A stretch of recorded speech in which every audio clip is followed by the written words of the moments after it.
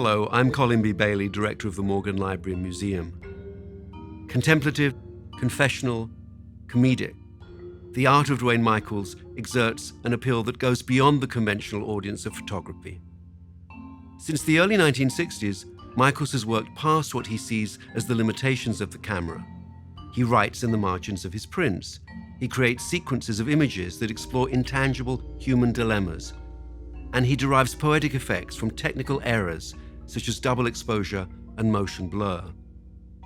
Illusions of the Photographer combines a full career retrospective, the first on Duane Michals to be organized by a New York City museum, with an artist's choice show, as Michals plumbs the Morgan's vaults for treasures both revered and long forgotten.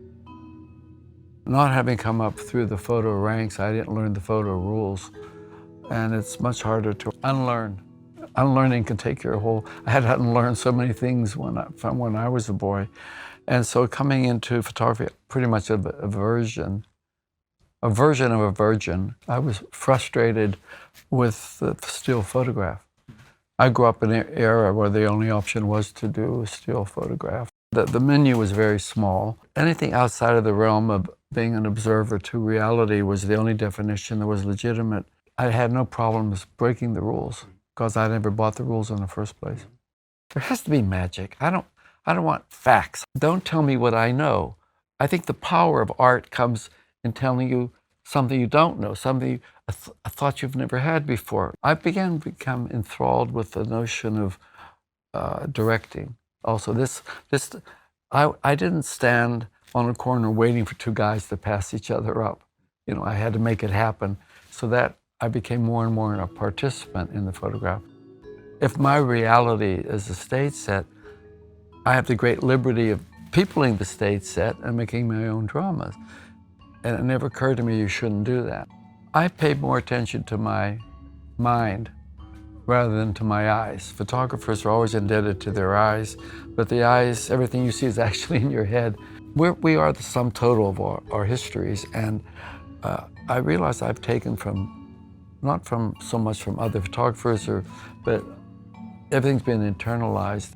What was wonderful about doing things are queer was that it starts out with a miniature bathroom, and people assume that that's real because it looks real. But each photograph again contradicts the previous photograph. I wish we realized that we are queer creatures. It's a queer life. The universe is queer. It's bizarre and queer. Contradicting reality is a great gift or weapon that photographers have with people's perception, but photographers already tell me what I already know. I don't want to know what I know.